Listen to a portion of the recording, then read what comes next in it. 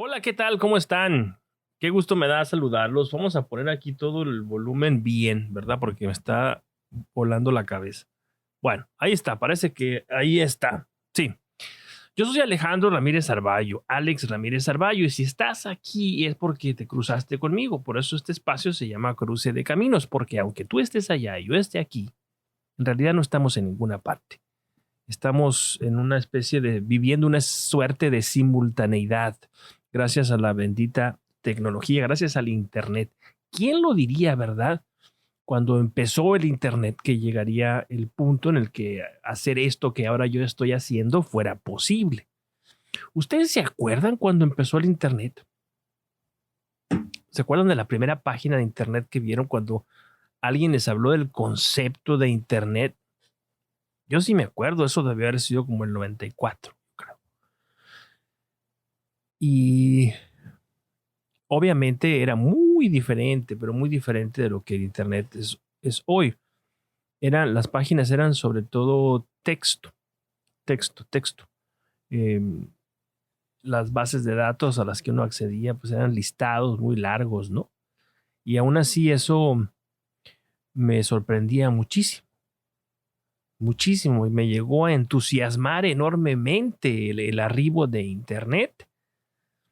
Y yo pensaba en ese momento que pues estábamos a las puertas de una gran revolución. No me equivocaba, pero no podía anticipar el lado oscuro. Yo creía inocentemente, bueno, además era muy joven, creía que la llegada de estas tecnologías iba a generar una especie de evolución de la especie, de una evolución planetaria, ya que al entrar en contacto unos con otros, pues nos íbamos a conocer, nos íbamos a abrir a las diferencias, íbamos a vivir una vida mucho más ordenada y mucho más pacífica. Fíjense nada más, qué equivocado estaba y qué lejos estaba de anticipar toda la destrucción y toda la violencia que las redes sociales han generado. La confusión sobre todo, ¿no? Que es una forma es una violencia criminal constante, ¿no? Que en dosis precisas va difuminándose como un cáncer, pues que es sigiloso, que es callado, que no se percibe, pero que está ahí y que está trabajando por tu destrucción. Eso mismo sucede con el Internet, que está, pues, lamentablemente enfermo de, de confusión.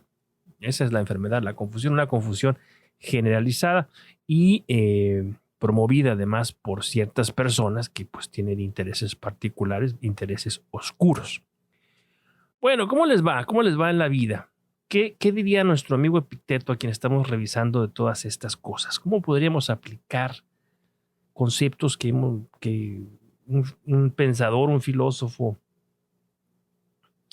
de hace tantos siglos pues esgrimió? ¿Cómo podemos aplicarlos a la realidad? Porque yo creo que esa es una asignatura pendiente de las clases de filosofía, de la facultad de filosofía, ¿no? Por lo menos en los niveles medios, ¿no? En el sentido de que la filosofía se enseña, sí, se enseña en las aulas como si fuera una historia de la filosofía, ¿no? Una colección,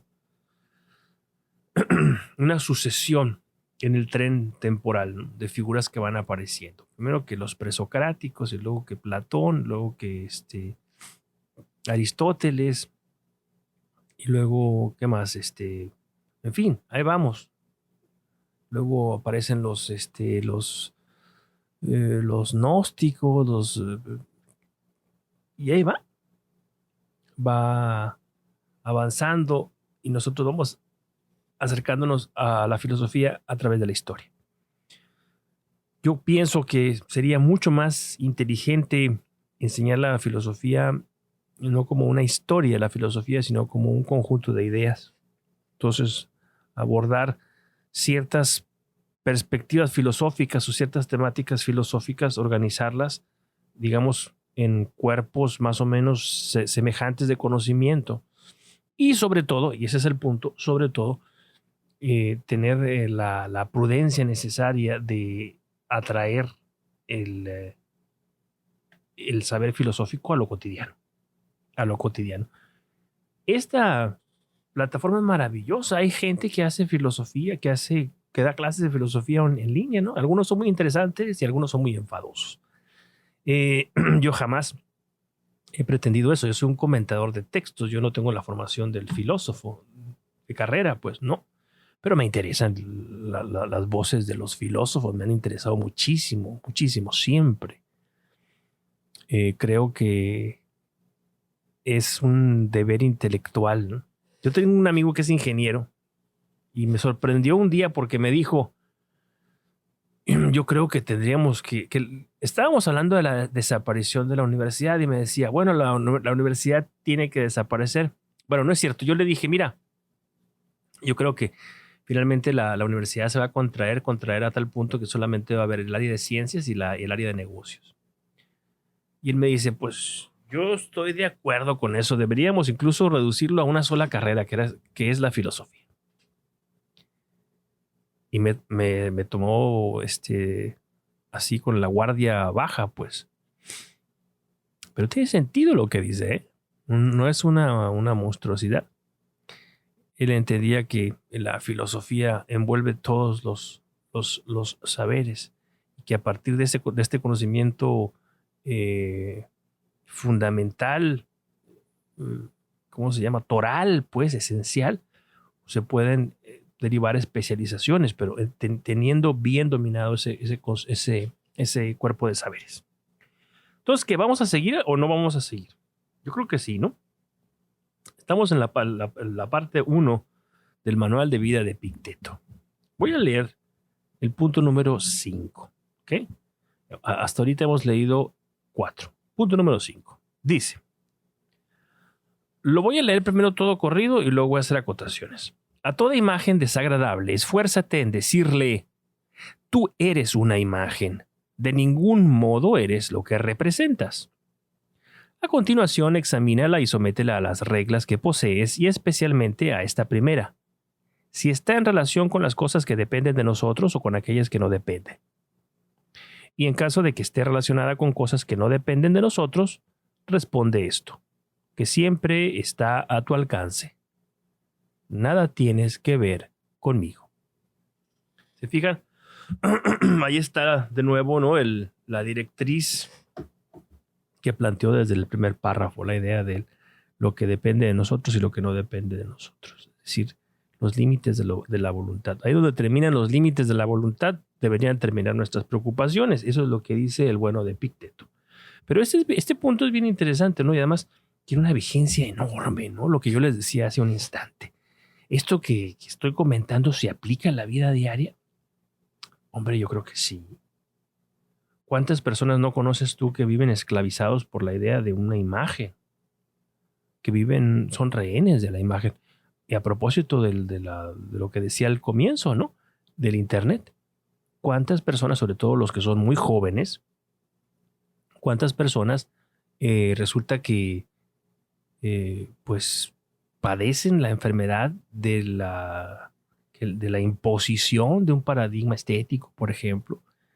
Y entonces, como es imposible ajustarse a ese paradigma, pues padecen y sufren, se sienten marginados, se sienten no aceptados, sienten que están fallando, que su vida no va a ninguna parte, que su vida no vale la pena ser vivida, y eso es muy trágico.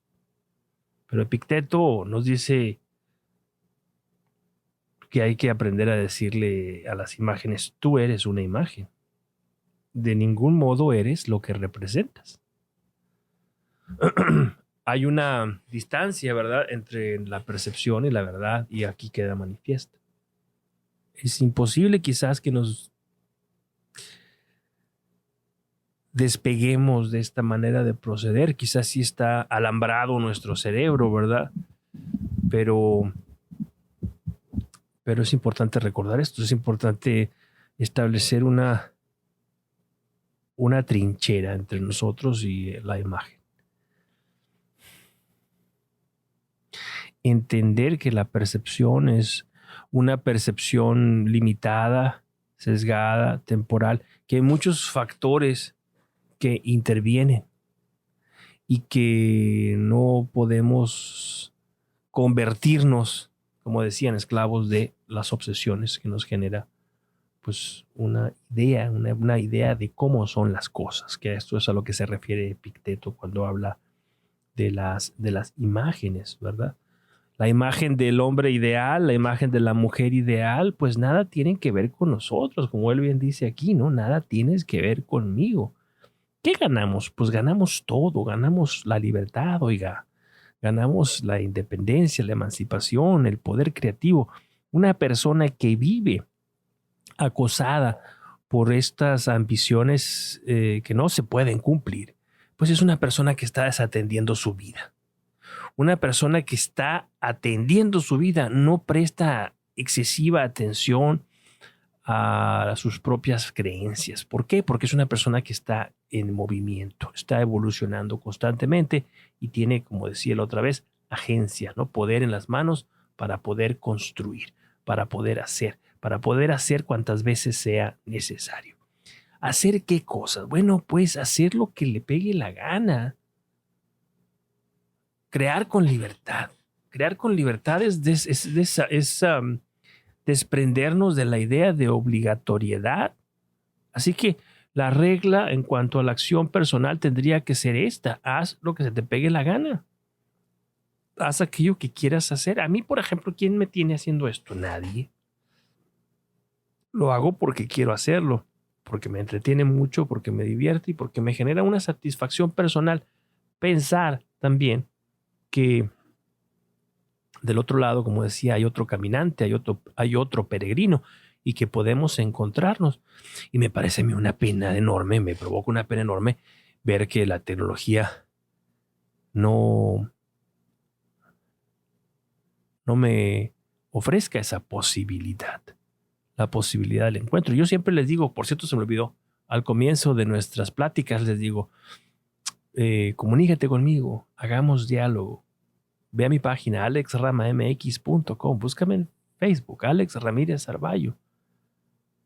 Siempre está la posibilidad ahí, ¿no? De que alguien me escuche y yo no sé quién es ese alguien.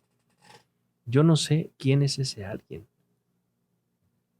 Pero sea quien sea, pues es un semejante, es alguien que tiene una experiencia en el mundo como la tengo yo también, ¿verdad?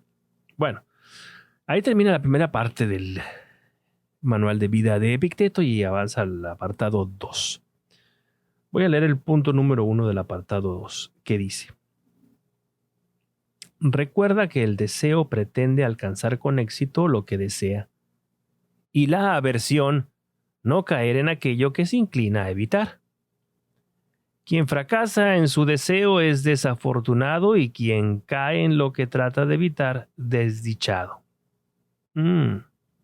Pues bien, si tú tratas de evitar únicamente las cosas contrarias a la naturaleza que depende de ti, no caerás en nada que sea objetivo de tu aversión.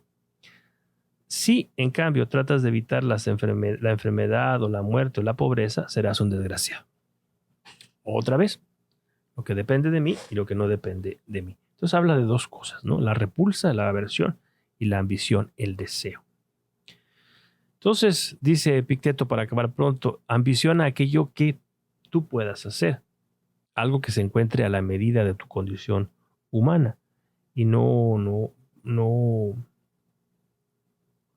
trates de evitar aquello que no puedes evitar, ¿verdad? Como la enfermedad, la muerte, la pobreza, el envejecimiento, el deterioro, la enfermedad.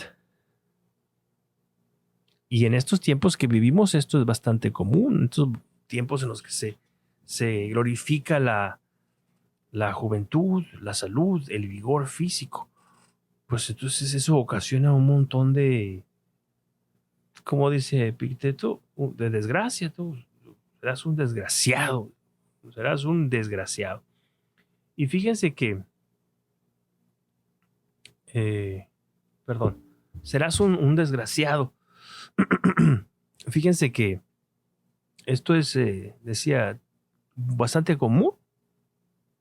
Yo me doy cuenta como en las redes sociales, ¿no? Ponen la foto de un actor, una actriz que tuvo éxito ya hace tiempo y todo el mundo, uy, qué viejo está, qué viejito, parece que ya se va a morir y que está muy amolado y que no sé cuánto. Como si ellos fueran inmortales, como si por ellos no pasara el tiempo. Pues eso es en vano de querer ponerle puertas al campo. Todos vamos a pasar por aquello que nos obliga a pasar nuestra condición humana. Entonces, aceptar eso, pues es liberador. ¿Qué es lo que, vamos a ver, qué es lo que nosotros podemos, vamos a deducir de lo que Epicteto dice que es aquello que podemos desear? Dice, recuerda que el deseo pretende alcanzar con éxito lo que desea y la aversión no caer en aquello que se inclina a evitar. Bueno, si tú quieres ser, qué sé yo, si quieres bajar de peso, pues lo que deseas es efectivamente un día subirte a la báscula y que estés en el peso ideal. Si lo que quieres evitar es qué sé yo, si lo que quieres evitar es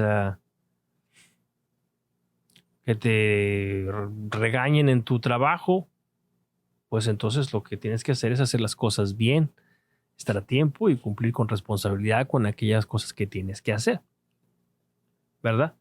Ambas cosas están en tus manos, ¿ya? Tienes que evitar la impuntualidad, tienes que evitar la irresponsabilidad. Ambas cosas están en tus manos. Entonces, si tú buscas y haces aquello que tienes que hacer y dejas de hacer aquello que, o evitas aquello que no quieres que suceda, pues entonces vas a ser una persona plena, una persona feliz. ¿En qué se resume todo este discurso de Epicteto? Se sintetiza, se resume en la idea del control y de la autocontrol, de la aceptación. Yo tengo un problema con esto. Tengo un problema en el sentido de asumir la aceptación como algo pasivo.